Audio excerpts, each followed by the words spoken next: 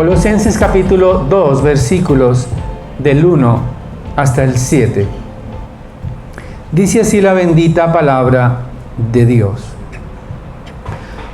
Porque quiero que sepáis que qué gran lucha tengo por vosotros y por los que están en la Odisea y por todos los que no me han visto en persona, para que sean alentados sus corazones y unidos en amor, alcancen todas las riquezas que proceden de una plena seguridad de comprensión, resultando en un verdadero conocimiento del misterio de Dios, es decir, de Cristo, en quien están escondidos todos los tesoros de la sabiduría y del conocimiento.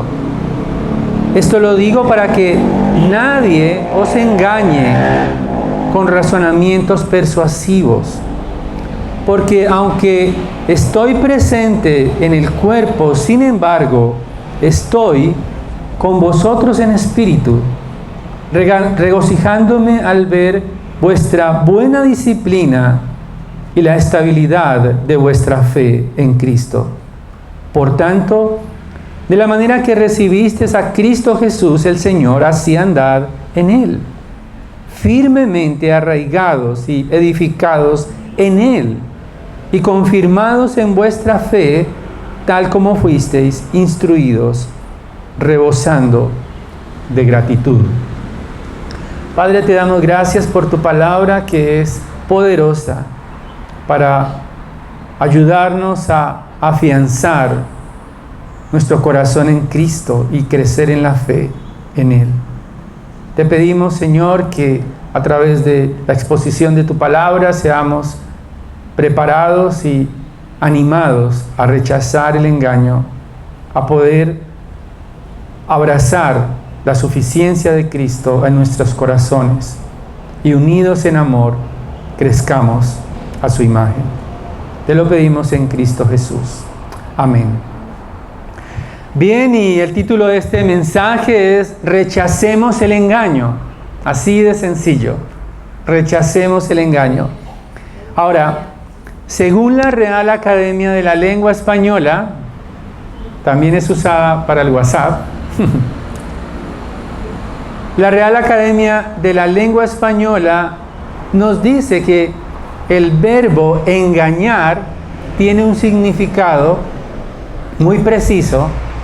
Engañar es hacer creer a alguien que algo es falso, que algo falso es verdadero. Engañar es hacer creer a alguien que algo falso es verdadero. Ahora, podemos pensar que la mejor manera de no ser engañados es ser expertos en lo falso. Podemos llegar a pensar que si nos especializamos en lo falso, especialmente en las falsas doctrinas, vamos al conocer el detalle de cada falsa doctrina, podemos entonces familiarizarnos con ellas y poder prevenir el engaño. Ahora, conocer las falsas doctrinas puede ser útil, claro, es útil.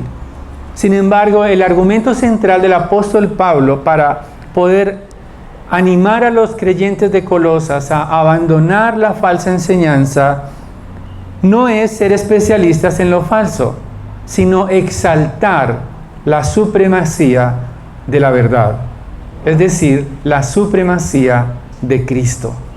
Él exalta a Jesucristo para que no quede ninguna duda de que Jesucristo es el único, es suficiente, Él es realmente lo único que nos va a dar a nosotros el estar completos plenamente.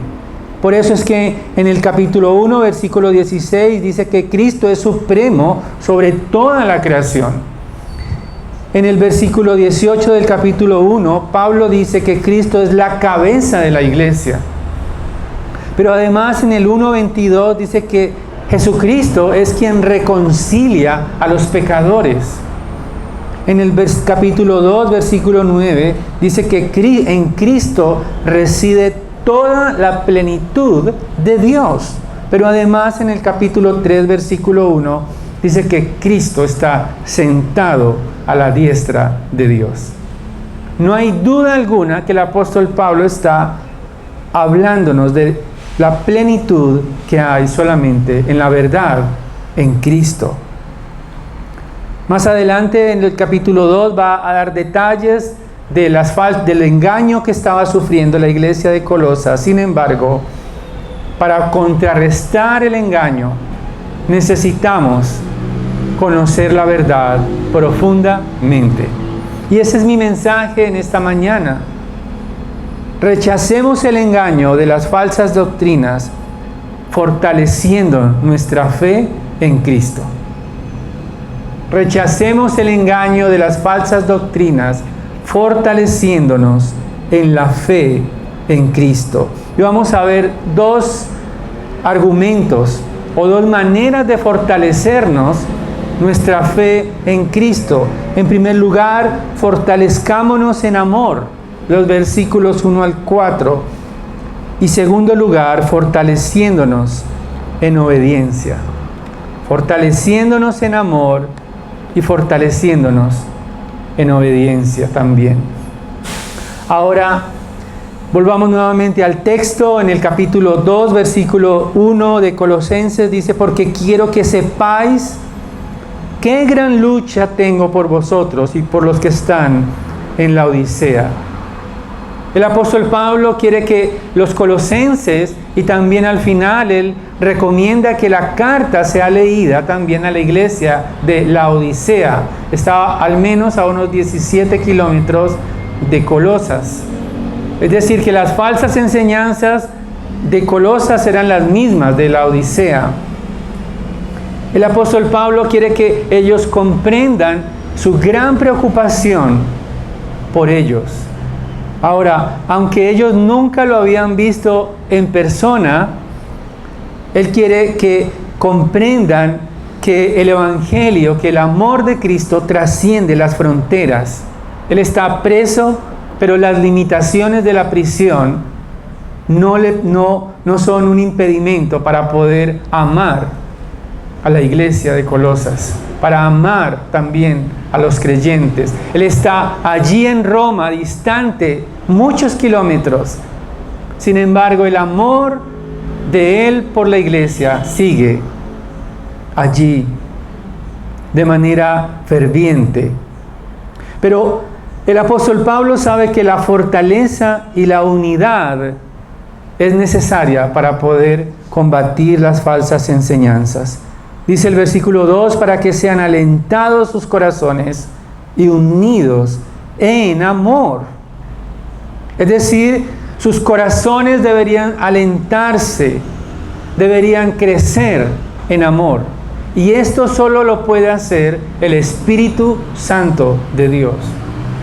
Porque nosotros muchas veces razonamos el amor. Pensamos solo en amar a quienes nos aman.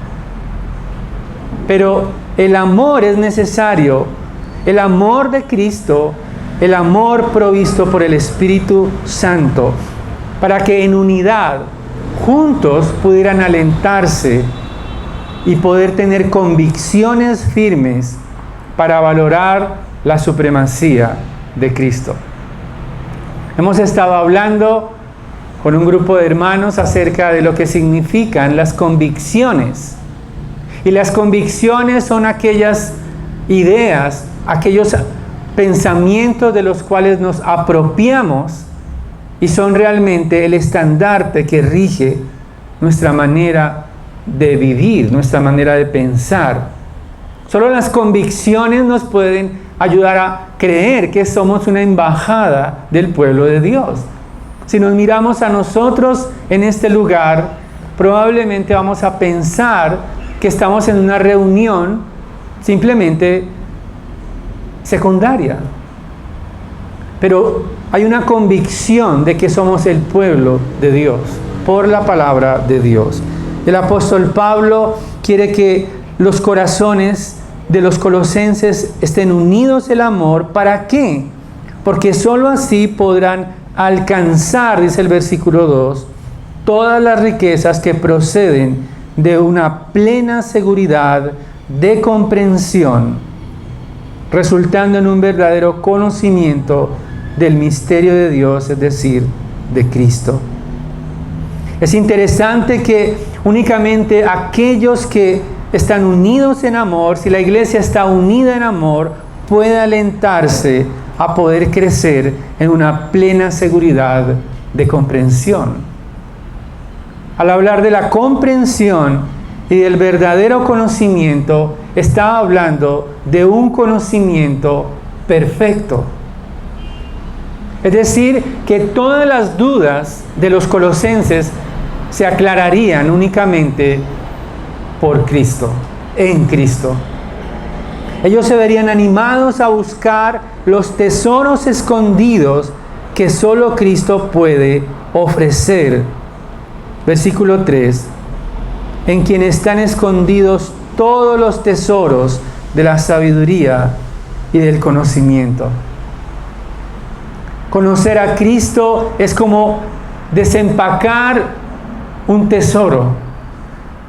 Como las historias de los piratas, ¿no? Cuando ellos van por esos tesoros, abren esos cofres y encuentran allí riquezas. Esos tesoros no están escondidos como cuando estamos tratando de evitar que alguien los tome. No, están escondidos porque solamente aquellos que aman a Cristo, que buscan a Cristo, que entienden que Jesucristo es vital para sus vidas, van a encontrar los tesoros de Cristo. Él está presto, no para esconder el conocimiento y la sabiduría perfecta que anhelaban los colosenses. Los falsos maestros trataban de mostrar una sabiduría oculta, una sabiduría mística, una sabiduría que solamente unos pocos podían alcanzar.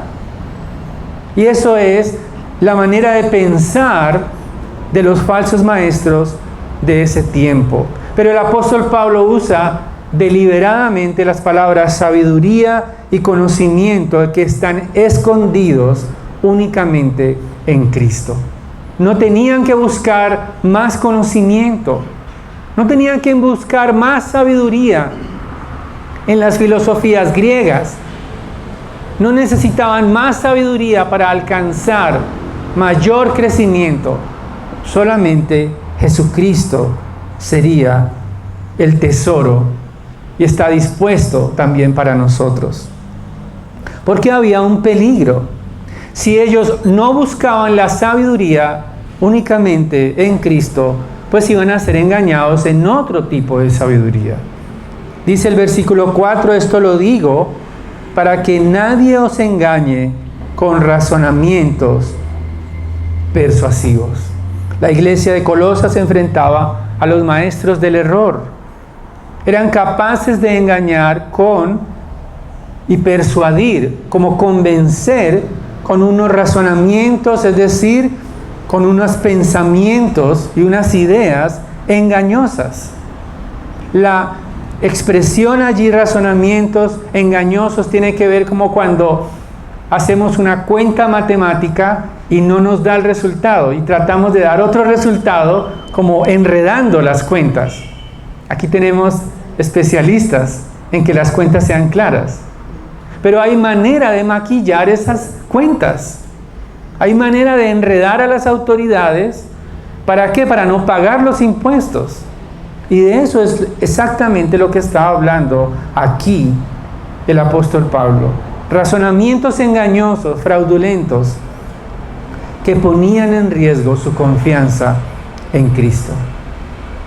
Ahora, los falsos maestros modernos de esta época también apelan a los falsos razonamientos. Apelan a los sentimientos, y es muy interesante porque ellos usan las emociones, usan el temor para engañar y alejan a los creyentes, aún a los genuinos creyentes de la Escritura. No están enseñando la sana doctrina.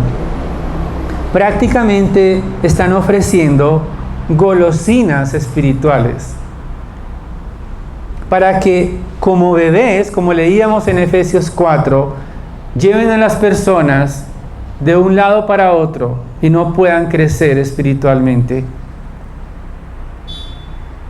Es triste porque en realidad los engaños de este mundo manipulan de tal manera que los creyentes no vayan a la Biblia, no vayan a la Escritura a confrontar si lo que les están diciendo es verdad. No les dejan usar la mente, les dejan usar las emociones. Utilizan un piano de fondo para ablandar sus mentiras. Es la triste realidad. Y hay varias mentiras que están allí y que son falsas. Algunos ejemplos tienen que ver con el falso evangelio que se está ofreciendo. Algunos de los engaños pueden ser los siguientes, seguramente los han escuchado. Tú puedes ser salvo solamente asistiendo a la iglesia. No necesitas arrepentirte de tus pecados. Ese es un engaño. Otro engaño es que solamente es necesaria una oración de fe para ser parte del pueblo de Dios.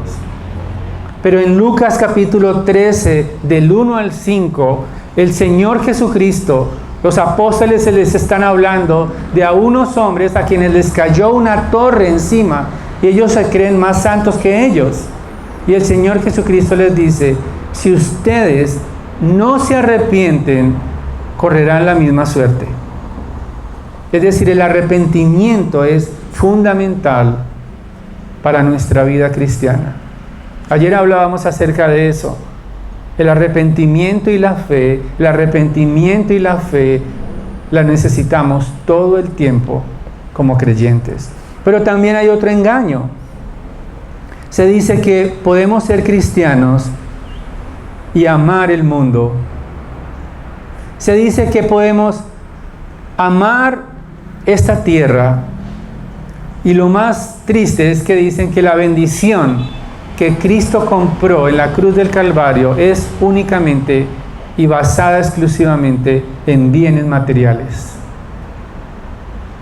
Hoy se mira la chequera de los creyentes para saber su nivel espiritual, tristemente. Sin embargo, el mismo Señor Jesucristo en Lucas capítulo 12, versículo 15, aclara que no es cierto que su bendición son los bienes materiales. Lucas 12:15 dijo, pero él le dijo, hombre, ¿quién me ha puesto por juez o árbitro sobre vosotros? Y les dijo, estad atentos y guardaos de toda forma de avaricia, porque aun cuando alguien tenga abundancia, su vida no consiste en sus bienes.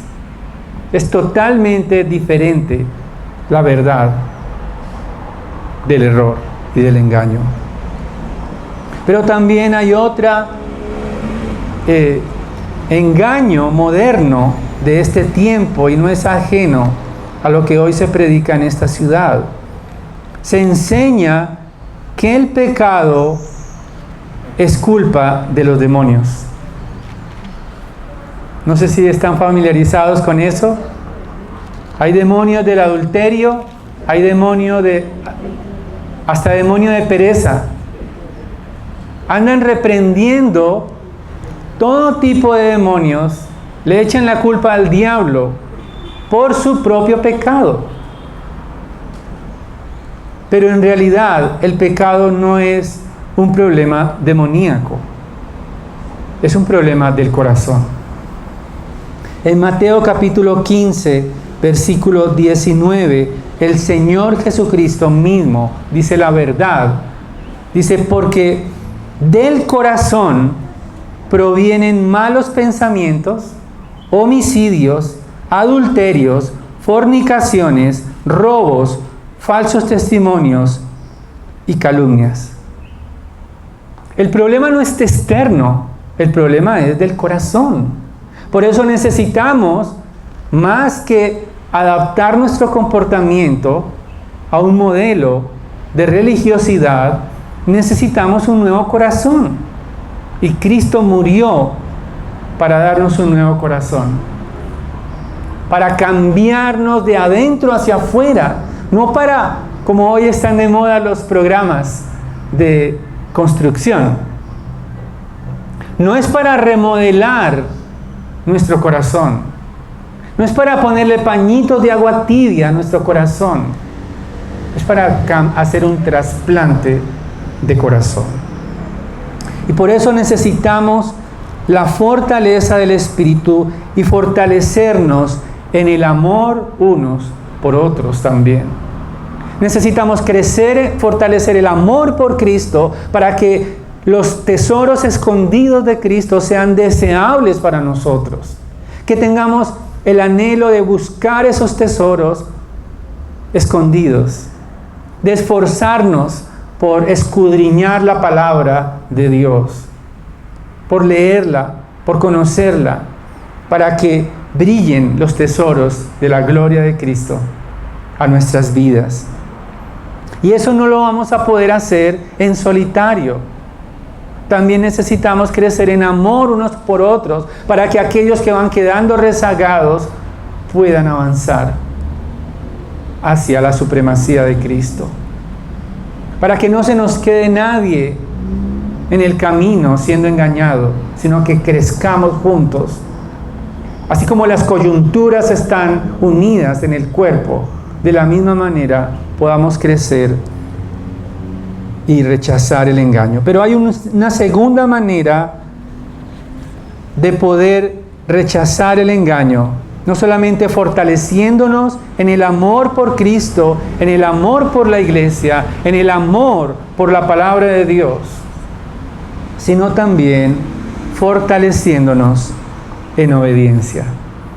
El versículo 5, allí nuevamente en Colosenses, dice: porque aunque estoy ausente en el cuerpo, sin embargo estoy con vosotros en espíritu, regocijándome al ver vuestra buena disciplina y la estabilidad de vuestra fe en Cristo. Pablo no necesita ser liberado de la prisión en Roma para conocer la situación de la iglesia. Recordemos que Epafras le ha llevado todos los detalles de la iglesia, la condición espiritual, le ha dado buenas noticias de la firmeza de la iglesia de Colosas, pero también le ha dicho cómo ellos han permanecido allí, fieles a la esperanza de Cristo. Ahora, el término regocijándome al ver vuestra buena disciplina y estabilidad, esos dos términos, disciplina y estabilidad, son términos militares. Y nos ayudan a recordar a un pelotón del ejército romano cuando estaba unido, defendiéndose. Ellos tenían unos escudos, no solamente en su cabeza, también tenían escudos de varias capas de madera que resistían las flechas. Cuando ellos se agrupaban para sostenerse unos a otros, se cubrían como en forma instalados como en una defensa contra la agresión. Entonces, el apóstol Pablo está utilizando esos términos, esa disciplina y estabilidad, es decir, que la iglesia estaba lista para resistir todo el engaño. Estaba presta para contrarrestar la falsedad. Estaban como soldados en frente de batalla, dispuestos, porque no se iban a sorprender de las falsas doctrinas. Pero no solamente se regocija por esa actitud, sino también que les está animando a permanecer en esa misma actitud. Versículo 6. Por tanto, de la manera que recibisteis a Cristo Jesús, el Señor, así andad en Él. En otras palabras, de la manera en que recibieron el Evangelio, de la manera en que se arrepintieron de sus pecados, de la manera en que entendieron que solamente Jesucristo los sacó de las tinieblas a la luz. De la misma manera debían vivir su vida cristiana. Andar en Él es sinónimo de vivir el día a día. No es cierto que, como a veces lo hemos comentado en algunas charlas con nuestros hermanos, no es cierto que el Evangelio es únicamente para los perdidos. Nosotros necesitamos predicarnos el Evangelio día a día. Para andar como Cristo, andar en Cristo significa andar con una conducta que está dispuesta a agradar a Cristo.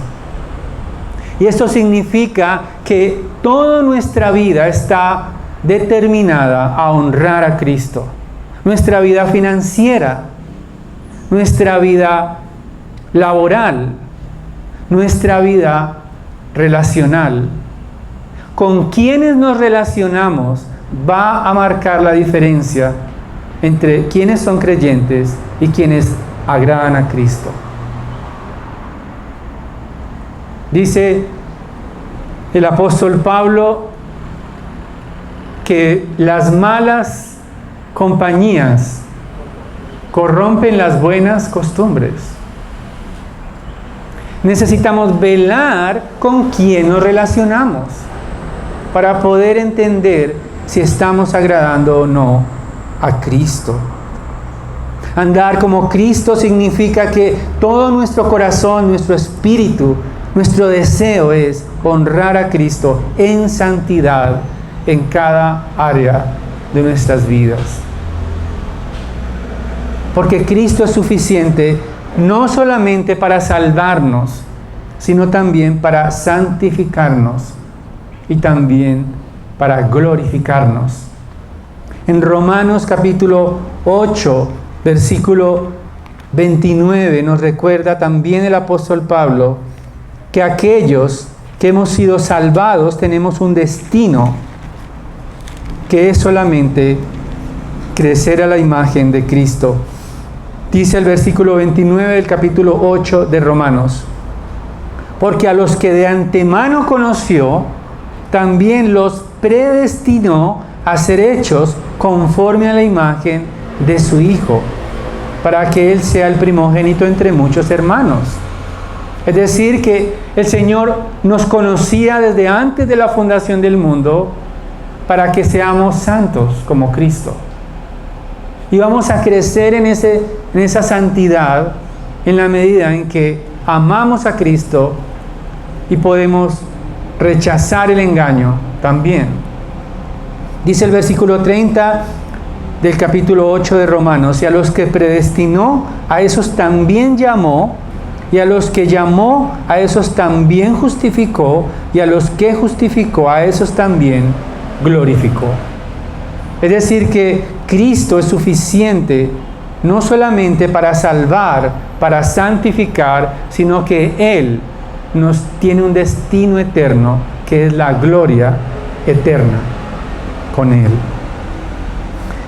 Y finalmente en el versículo 7 dice: firmemente arraigados y edificados ¿en quién? En Cristo, y confirmados en vuestra fe, tal como fuisteis instruidos, rebosando de gratitud. La palabra firmemente arraigados tiene que ver como con la naturaleza, como con un árbol que está echa unas raíces profundas y da, como dice el Salmo 1, da fruto en su tiempo y su hoja no cae. Esa expresión tiene que ver con árboles, o más bien como una metáfora, como una asociación de que así como fuimos plantados en Cristo, ¿sí? Así como fue sembrado el Evangelio en nosotros, de ahí no nos movamos, echando raíces profundas sin andar de aquí para allá, como los falsos maestros querían, moverlos, hacerlos mover de la firmeza en Cristo. Pero también dice no solamente firmemente arraigados, sino edificados, y esto es un término arquitectónico. Entonces, solamente podemos construir si las bases están firmes, están profundamente arraigadas y estables, como aquel que construyó su casa sobre la roca y no sobre la arena. Entonces, si estamos en Cristo firmemente arraigados, entonces es en Cristo que tenemos que edificar nuestras vidas. Es en el Evangelio que tenemos que seguir colocando cada peldaño de nuestro crecimiento. Pero también dice que confirmados en vuestra fe, tal como fuisteis instruidos. Esto tiene que ver con la instrucción, como en la escuela. Tenemos estudiantes aquí de primaria, ¿sí? Secundaria, universidad. Bueno, ya todos salieron de la universidad, algunos. Pero generalmente cuando recibimos una lección, nos va a servir en el segundo nivel. O sea, cada conocimiento, cada que aprendemos algo, generalmente vamos a necesitar lo anterior para poder seguir adelante. Si no sabemos sumar y restar, mucho menos vamos a saber de ecuaciones. Si no sabemos ecuaciones, mucho menos vamos a saber de algoritmos, etc. De la misma manera, el apóstol Pablo les está diciendo a los creyentes de Colosas que así como fueron instruidos, también ellos permanezcan confirmados en la fe, tal como recibieron el Evangelio. En conclusión, debían permanecer en Cristo de la manera en que fueron enseñados. Hermanos, sé que todavía muchos están luchando con pensamientos, con argumentos que quizás recibieron por años recibiendo una enseñanza donde prácticamente nosotros éramos los protagonistas de nuestra redención. Frases como tú eres el campeón de tu vida, lo escuchan todavía muchas personas. No, es que tú eres el responsable por tu salvación.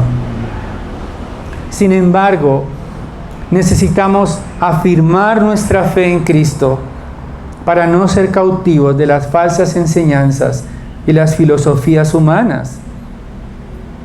Ya vamos a detenernos más ampliamente en el versículo 8 en adelante, pero allí dice el apóstol Pablo: mirad que nadie os haga cautivos por medio de su filosofía y vanas sutilezas, según la tradición de los hombres, conforme a los principios elementales del mundo y no según Cristo.